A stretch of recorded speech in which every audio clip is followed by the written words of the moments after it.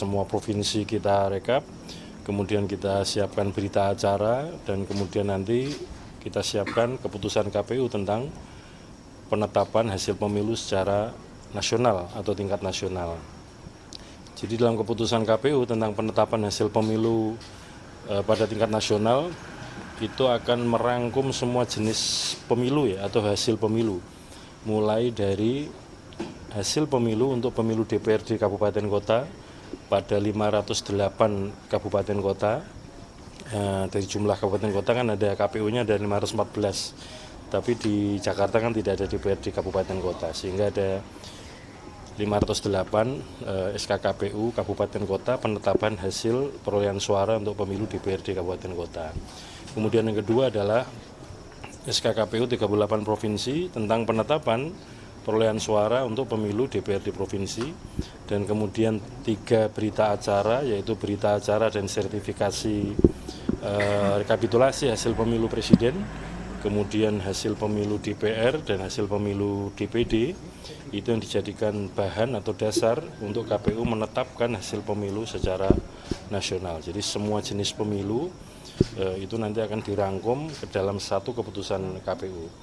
Dan bagi para pihak yang akan mengajukan sengketa hasil pemilu ke Mahkamah Konstitusi, itu satu-satunya objek sengketa atau objek gugatan ke Mahkamah Konstitusi adalah SK KPU tentang penetapan hasil pemilu secara nasional, yang di dalamnya merupakan rangkuman hasil semua pemilu, semua tingkatan, mulai dari kabupaten kota, provinsi, dan di tingkat pusat. Saya kira itu ya. Dalam hal ada keberatan dari saksi dan kemudian menyiapkan alat bukti berupa C hasil plano di TPS yang dimaksud oleh masing-masing saksi, itu nanti yang sudah diajukan ke Bawaslu ya dilakukan pemeriksaan dan penyandingan secara cepat. Sebagaimana yang sudah kita sampaikan di dalam forum-forum rapat pleno rekapitulasi beberapa waktu yang lalu, dalam hal